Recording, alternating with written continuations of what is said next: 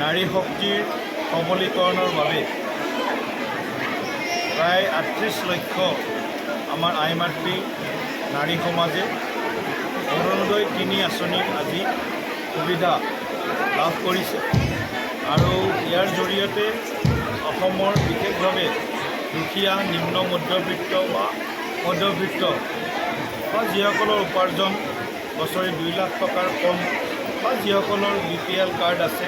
ration card আছে এই সকলোবিলাকে লগতে বিশেষভাৱে দিব্যাংগ যিসকল ব্যক্তি আছে বিভিন্ন মাৰাত্মক ৰোগত ৰোগাক্ৰান্ত যিসকল ব্যক্তি আছে বা বিধৱা আই মাতৃসকল আছে বা বিয়া নোহোৱা বিবাহ বিচ্ছেদিত এইসকল লোক আছে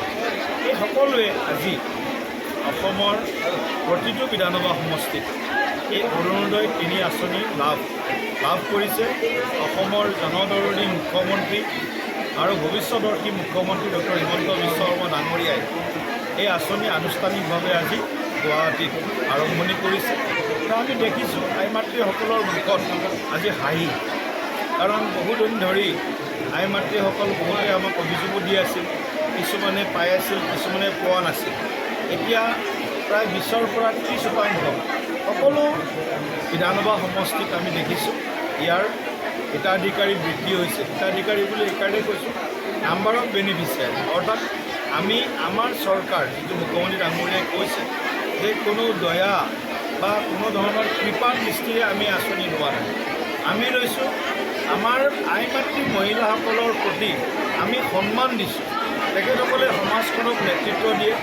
ঘৰখনক ভালকৈ ধৰি ৰখাত তেওঁলোকে সদায় আগভাগ লয় তেওঁলোকে বিভিন্ন কষ্ট ইয়াক স্বীকাৰ কৰে তাৰ যি পৰিণাম সেই পৰিণামস্বৰূপে আমি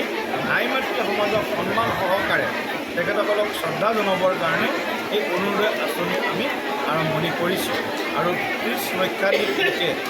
আজি এই আঁচনি লাভ পাব আৰু BTC যদি আমি সামৰি লওঁ প্ৰায় ৩৮ লক্ষাধিক লোকে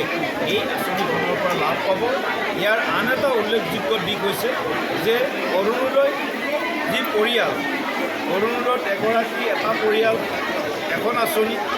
আৰু এই আঁচনি লাভ পোৱা পৰিয়ালটোৱে ৰন্ধন গেছ LPG চিলিণ্ডাৰ যেতিয়া কিনিব এই LPG চিলিণ্ডাৰত তেওঁলোকে ২৫০ টকাৰ এটা ছাবচিডি অসম চৰকাৰে মানে মুখ্যমন্ত্ৰী ডাঙৰীয়াই তেওঁলোকক প্ৰদান কৰিব অৰ্থাৎ ৯০০ টকা চিলিণ্ডাৰটোত মানুহে এতিয়া ৬৫০ টকাতে তেওঁলোকে চিলিণ্ডাৰ পাব ২৫০ টকা চৰকাৰ বা হিমন্ত বিশ্ব শৰ্মা ডাঙৰীয়া বিজেপি চৰকাৰে দিব president sir political Silchar Silchar এসেম্বলিখন বিজেপিৰ কাৰণে দুৰ্গ বুলি আপোনালোকে ভাবে এইটো সঁচাই কিন্তু ডিলিমিটেশ্যনৰ পিছত যিটো ভোটিং পেটাৰ্ণ চেঞ্জ হ'ল শিলচৰলৈকে আপোনালোকে অলপ টেনশ্যনত আছে যদি MLA সাহেব ওচৰত আছে তথাপিও যে ভোটিং পেটাৰ্ণটো অলপ বদলি হৈ গ'ল তো আপোনালোকে কি অলপ ইয়াত যিখিনি মানুহ আছে সেইখিনিকে ভগোৱা হৈছে এইখিনি মানুহে হয়তো কোনোবা কাছাৰত আছিলে তেওঁলোক হয়তো হাইলাকান্দিত গৈছিল কোনোবা কৰিমগঞ্জত বা শ্ৰীমুঙ্গীত আছিল তেওঁলোক হাইলাকান্দিত আহিছে বৰাকভেলীৰ যিখিনি ভোটাৰ এইখিনি মানুহ ইয়াতে আছে কাৰোবাৰ হয়তো সমষ্টি সলনি হৈছে কাৰোবাৰ হয়তো ঠিকনা সলনি হৈছে মই অমুক সমষ্টিৰ ভোটাৰ মই এতিয়া অমুক সমষ্টিৰ ভোটাৰ হৈছোঁ ডিলিমিটেশ্যনে বৰাকভেলী মই ভাবোঁ যে অসমত যেনেকৈ উপকৃত কৰিছে বৰাকভেলীত আমি